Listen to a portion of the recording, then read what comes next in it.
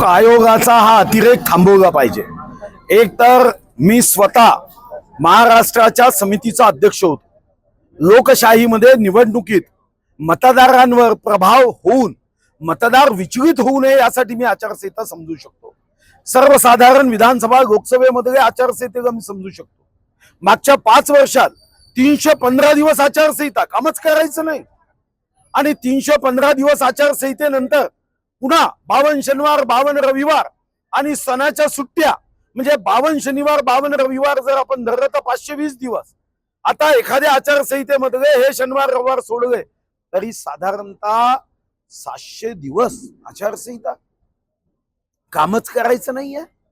2.5 लाख कोटी रुपये पगारामध्ये देतो ते काम न करायसाठी देतो, निमित्त शोधायचं।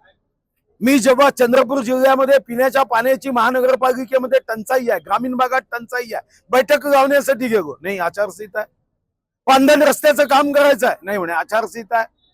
माझी मालगुजारी तलाव 45 तलाव हे फुटण्याच्या मार्गावर आहे, अतिवृष्टी झाली तर फुटतील, बैठक घ्यायची नाही आचारसंहिता आहे। त्या गुंजेबाईमध्ये वाघानी हमला केला, 4 आमच्या लाडक्या बहिणीचा मृत्यू झाला, यावर उपाययोजना करण्यासाठी बैठक घ्यायची नाही म्हणे आचारसंहिता आहे। काही सांगा, शेतकऱ्याच्या पतपुरवठ्यासाठी बैठक आचारसंहिता, खताच्या लिंकिंगसाठी बैठक आचारसंहिता। अरे ही कोणती आचारसंहिता आहे? इथं 12 किलोमीटर पृथ्वीच्या खोल करून जमिनीत गाडली पाहिजे। नगरसेवक काय एखादी बोरिंग केल्याने दुसऱ्या पक्षाला मतदान करतात का? काय माहित नाही का? तुम्हाला समजतं ते का निवडणूक आयुक्ताला समजत नाही का? हो, नगरसेवक कसं मतदान करतात? उद्या मी एक पर्यावरणामध्ये झाड लावलं आणि त्याची बैठक घेतली म्हणून काय मतदान बदलणार आहे का? एक तर या देशामध्ये 6 राज्यामध्ये हे फुकटचे धंदे केले आहे। हे स्थानिक स्वराज्य संस्थेच्या निवडणुका रद्दच केल्या पाहिजे, काही फायदा नाही आहे। कारण नसताना जे नगरसेवक आहे त्या नगरसेवकांना अस्थिर मनाचं करण्याचं काम या निवडणुका करतात। खरं तर मला आठवतं की माननीय देवेंद्रजी आणि आम्ही या संदर्भामध्ये विधानसभेत हा विषय उचलला होता। आता मी पुन्हा केंद्र सरकारला पत्र पाठवतोय की स्थानिक स्वराज्य संस्थेच्या निवडणुका बंद करून टाका, काही कारण नाही आहे।